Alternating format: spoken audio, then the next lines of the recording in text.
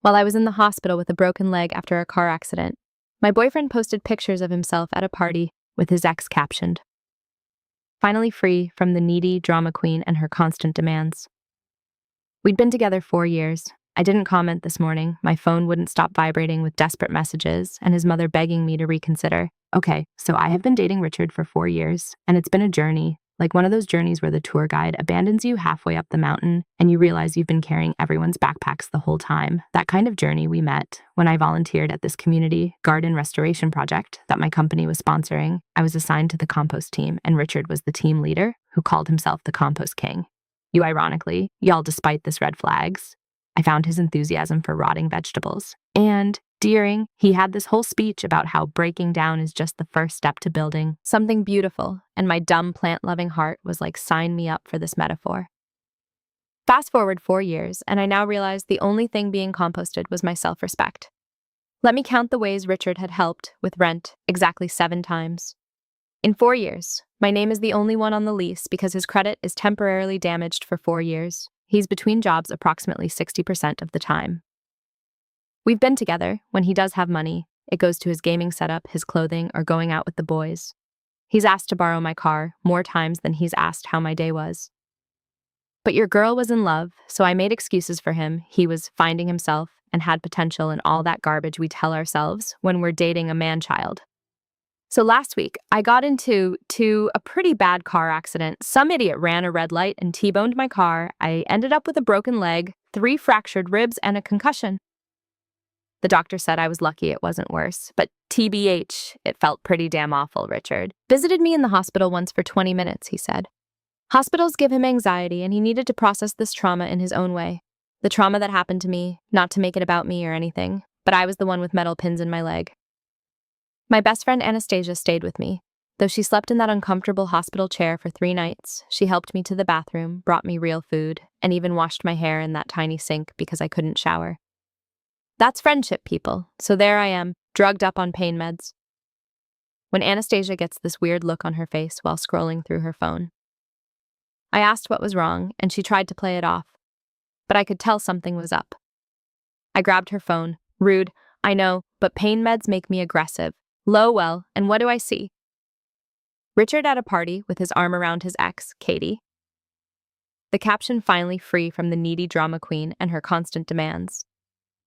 I just froze. 4 years, 4 whole years of my life supporting this man, emotionally, financially, putting up with his finding himself, phases, his gaming addiction, his inability to clean a toilet properly. And this is what he posts when I'm literally broken in a hospital bed. The worst part was seeing all the comments from our friends saying things like, "Glad you're happy, bro, and you deserve better." Where were the people saying, "Hey, isn't your girlfriend in the hospital right now?" I didn't comment. I didn't text him. I didn't call. I just processed. And while I processed, I remembered something very important. My name is the only one on the lease, so I made some calls. I called my landlord and explained the situation. I called my brother. I called my cousin, and I made a plan. Fast forward to yesterday. Richard had been back to the apartment a few times while I was staying with Anastasia during my recovery, but he had no idea what was coming. My brother and 2 of his coworkers helped me execute phase 1 of my plan, packed up every single one of Richard's belongings, every crusty sock, every limited edition Funko Pop, every gaming console and special edition controller, his precious collection of craft beers, his signed baseball cards, everything. And we threw it all in the dumpster behind our apartment complex, not the recycling bin, the dumpster, the compost. King can decompose with his trash where he belongs. That might seem harsh. But here's the thing, Richard hadn't paid rent in 3 months. The landlord had been sending notices that I'd been hiding from him because I was embarrassed that my boyfriend couldn't contribute. I had been picking up extra freelance work to cover his while he told me he was networking for opportunities. Here's where it gets even better. You know what Richard was doing instead of visiting me in the hospital? He was interviewing for a job. A job that my connections helped him get a job he was supposed to start. Next week was supposed to. Let's just say that the hiring manager is my former college roommate's brother, and he received some very interesting information about Richard's financial history and reliability, along with screenshots of those social media posts about being finally free from his needy girlfriend who was hospitalized this morning. My phone started blowing up text after text from Richard. Where is my stuff? Are you serious right now? You can't do this to me. Everything I own was in that apartment. My collector's items are worth thousands. You're going to pay for this. And then the tone changed. Baby, please. I'm sorry. I was just drunk and stupid. Katie doesn't mean anything to me. I was just dealing with the stress. Please call me back. I love you so much. We can work this out. You're the only one I want. But the best messages, those came from his mother. Richard's mom has always treated me like I was lucky to be with her precious boy. She called me crying, saying I need to reconsider what I've done, that her son made a mistake, but doesn't deserve to have his life ruined, she said. He told her about the other thing I did, the job situation, and that I was being vindictive and cruel, and you know what? Maybe I am. But 4 years of supporting someone who couldn't even be bothered to visit me more than once in the hospital, who publicly celebrated being free from me while I was learning how to use crutches. The lease renewal is coming up next month. I'm not renewing, I'm moving in with Anastasia until I find a new place, a fresh start, with furniture that doesn't have memories of Richard.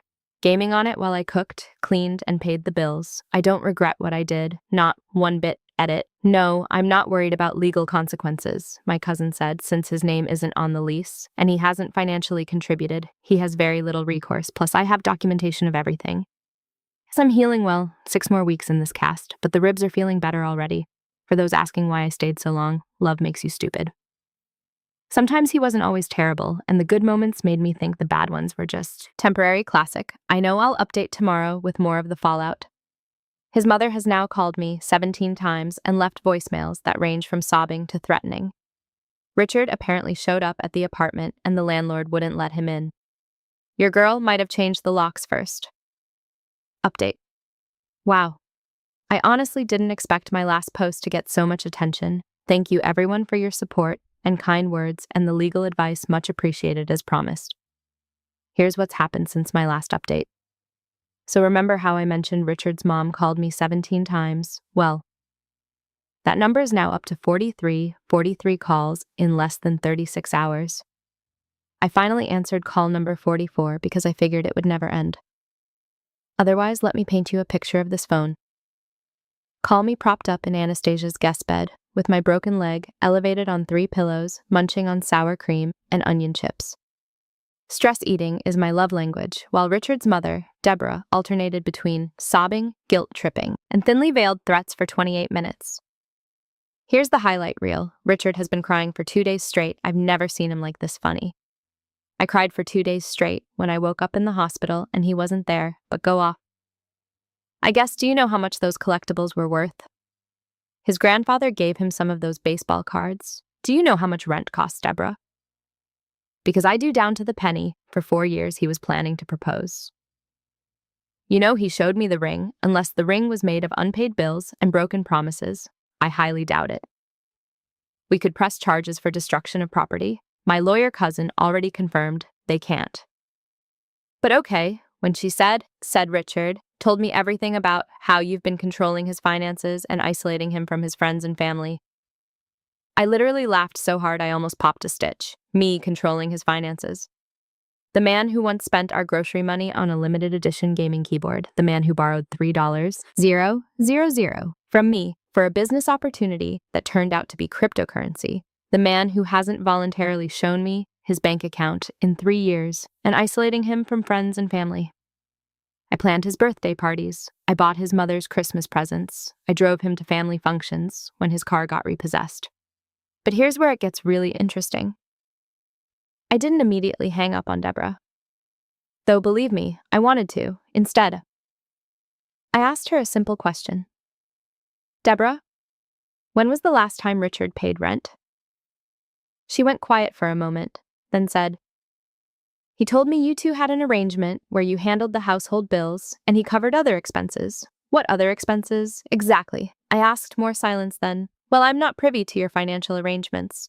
So I told her I broke down exactly what Richard had contributed financially over the past 4 years. I told her about the $177,000 in credit card debt. I racked up covering his half of expenses. I told her about working overtime and weekends while he played video games and networked.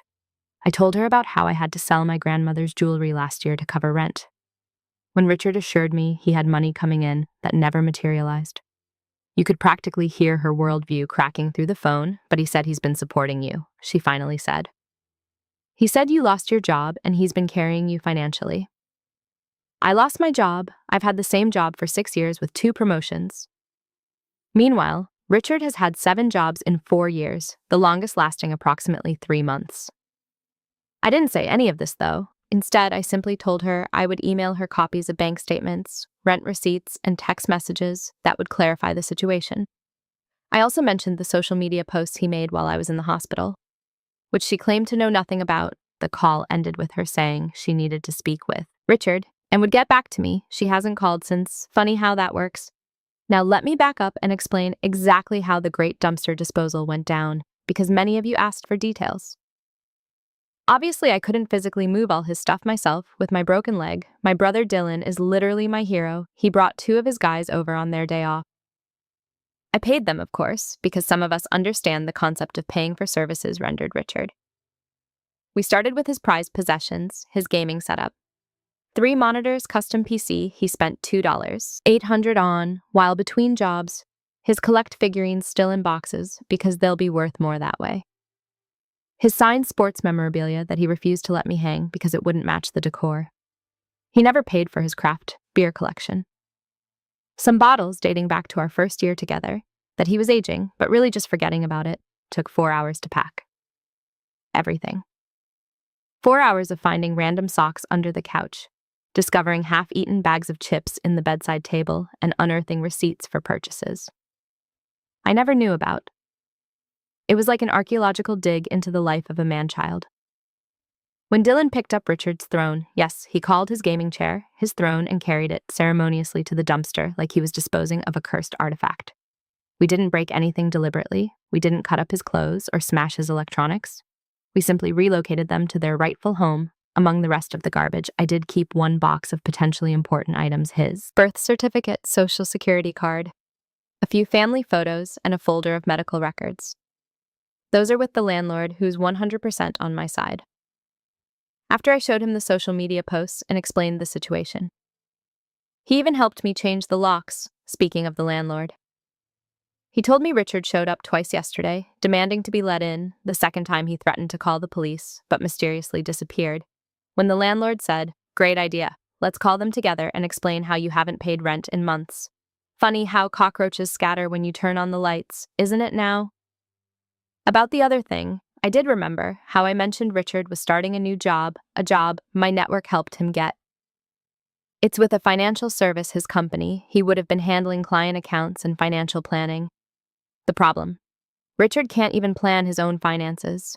This is a man who once overdrafted his account, buying a video game, then overdrafted it again the next day, buying another video game because he forgot about the first overdraft. So I reached out to my friend's brother and simply shared some concerning information, screenshots of Richard's social media posts. Unprofessional, his rental payment history, non-existent, and some choice text messages where he bragged about working the system to avoid paying bills.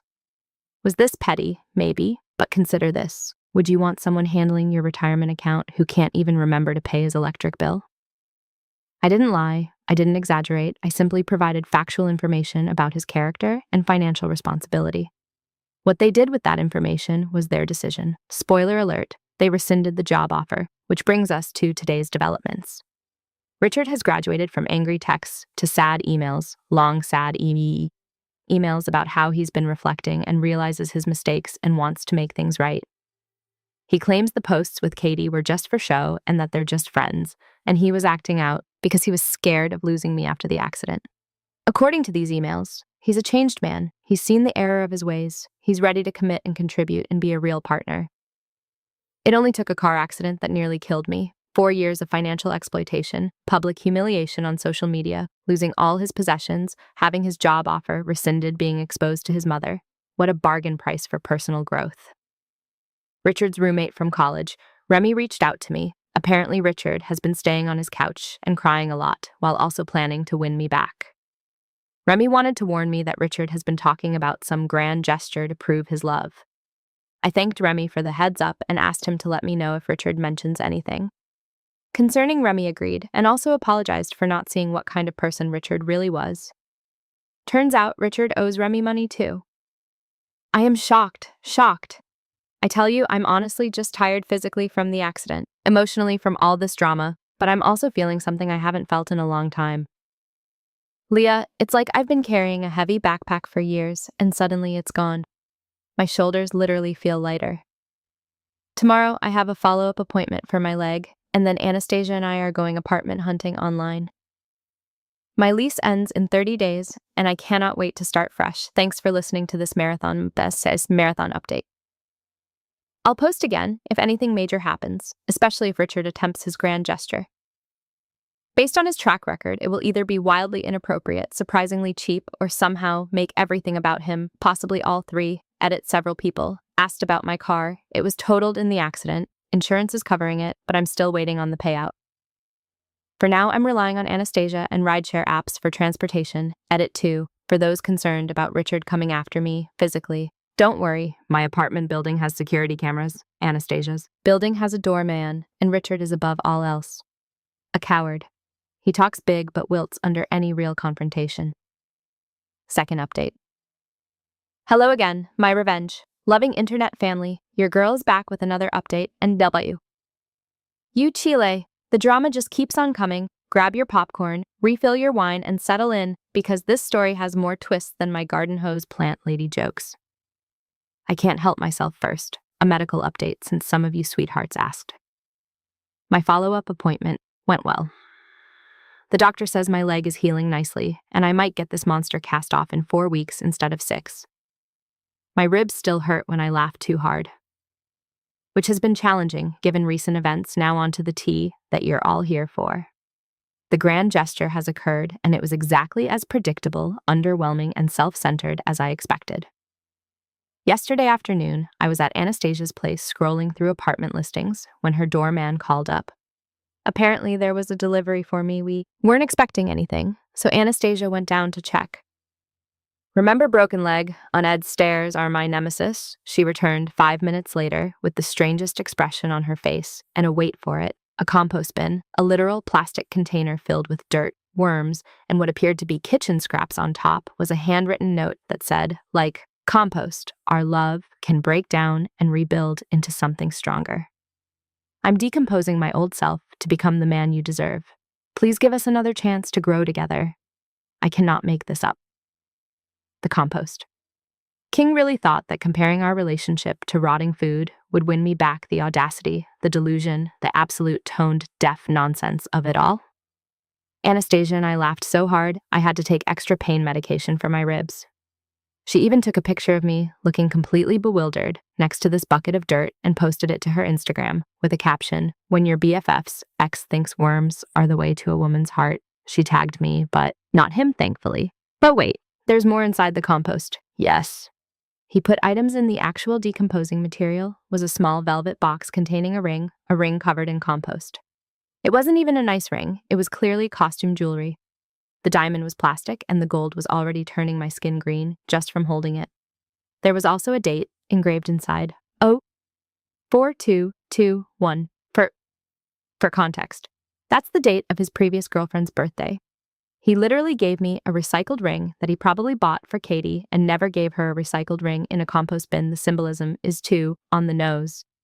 I texted him a single sentence. The compost bin is exactly where our relationship belongs, breaking down among the worms and garbage.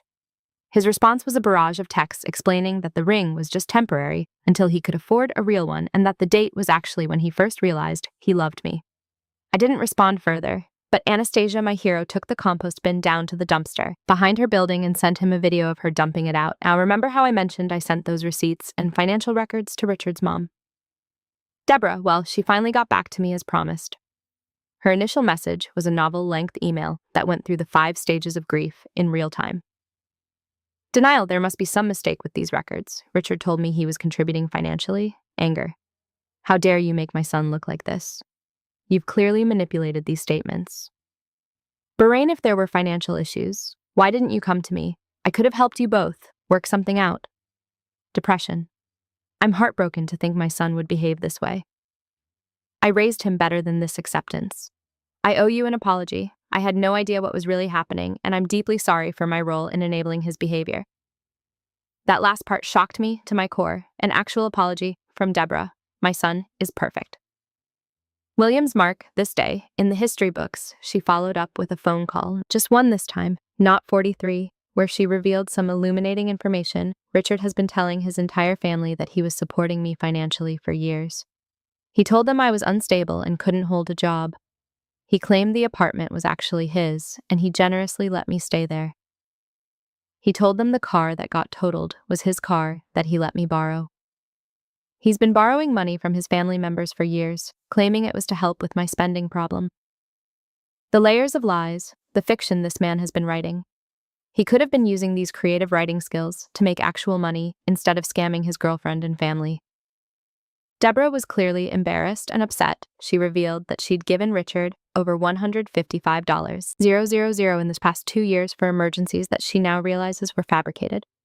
She apologized repeatedly for her earlier messages and said she needed time to process everything. I actually felt bad for her. She's been manipulated by her son just as much as I was, possibly more.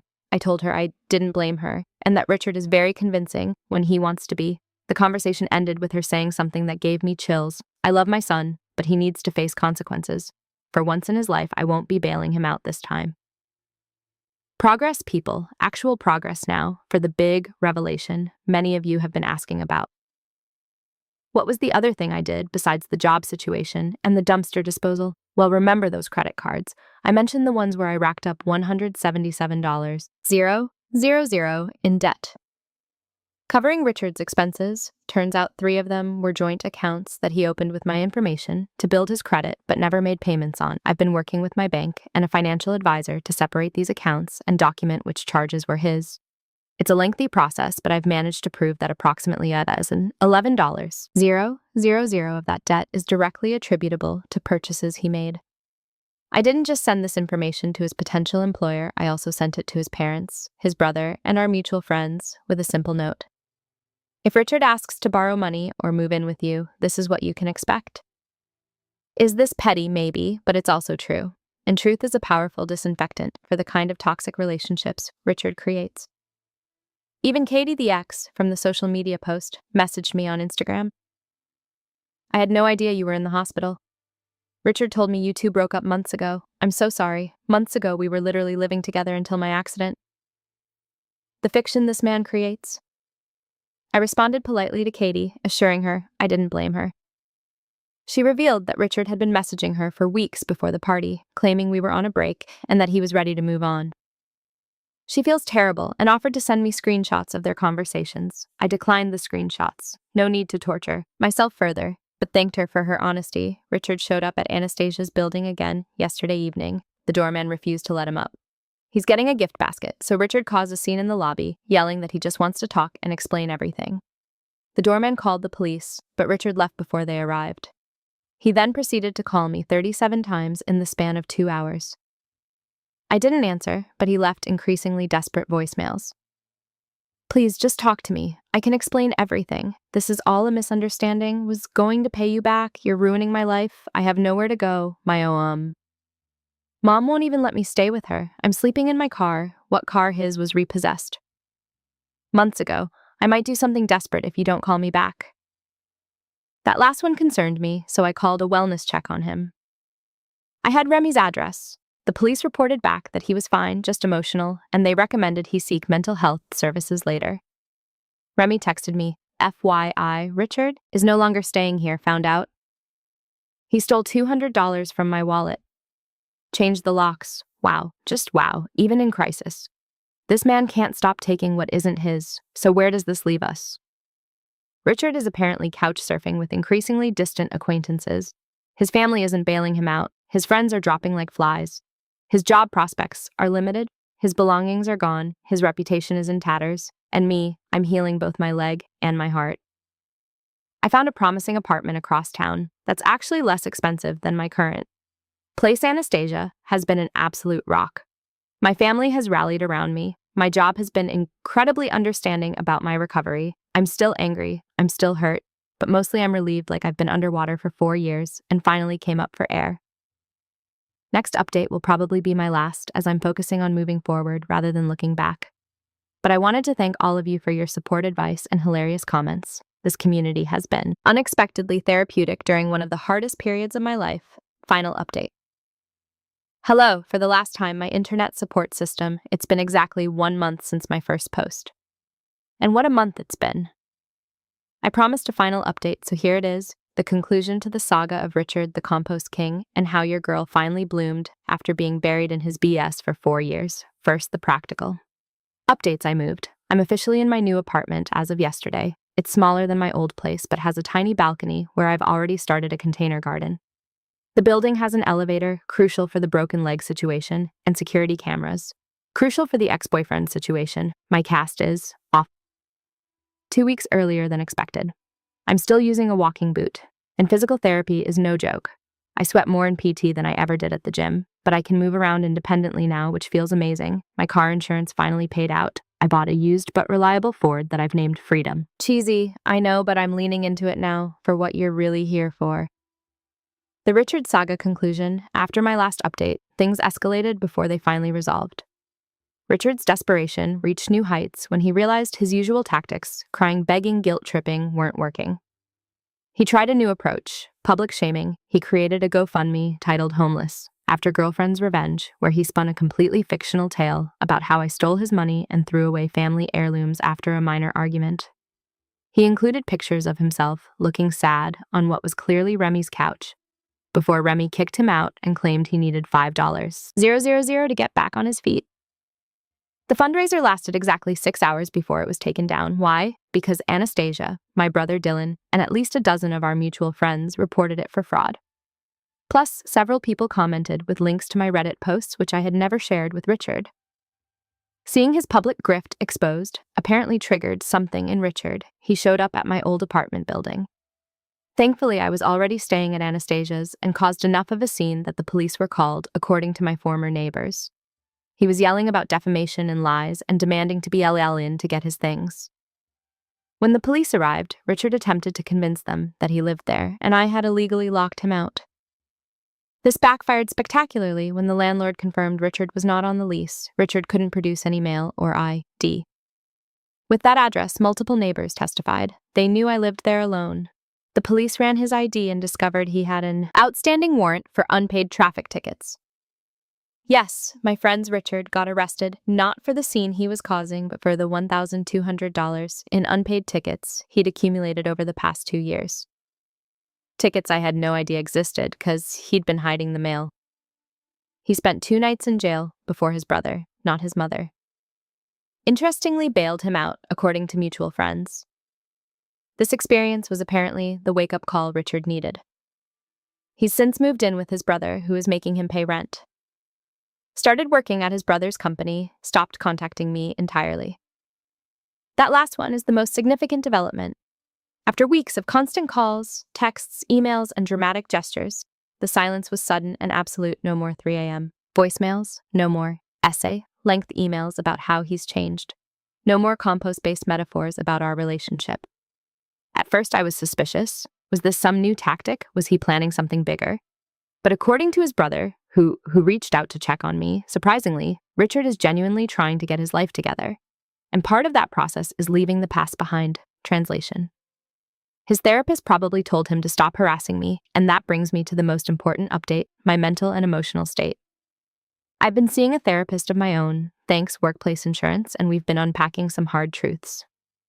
I stayed with Richard not just because I loved him, but because fixing his problems gave me purpose and identity. I overlooked red flags because I was afraid of being alone. I enabled his behavior by constantly bailing him out. I valued myself so little that I thought his scraps of affection were all I deserved. These realizations haven't been easy to face. There were sessions where I cried until my ribs hurt and all over again. But acknowledging these patterns is the first step to breaking them. As for Richard's mother, Deborah, we had one final conversation that brought unexpected closure. She invited me to lunch at a restaurant with ramp access for my leg. A thoughtfulness Richard never showed, and we had a surprisingly honest discussion. She apologized again for not seeing what was happening and for raising a son who thought it was acceptable to treat partners this way. She revealed that Richard's father had similar patterns before their divorce, and she worried she had normalized financial irresponsibility and emotional manipulation. I found myself comforting her, which was a strange role reversal. But it was also healing to see that she genuinely cared and was taking steps to stop enabling Richard at the end of lunch. She handed me an envelope containing $2,000 in cash. This doesn't begin to cover what he owes you, she said. But it's what I can do right now. I initially refused, but she insisted. This isn't from Richard. This is from me because I failed as a mother. If I raised someone who would treat you this way, I accepted the money and used it to furnish my new apartment, a fresh start, without any remnants of Richard's presence. Thank you. Reddit for witnessing this chapter of my life. Your support, advice, and occasional tough love helped me stay strong when I wanted to. Cave, you reminded me that I deserve better when I forgot.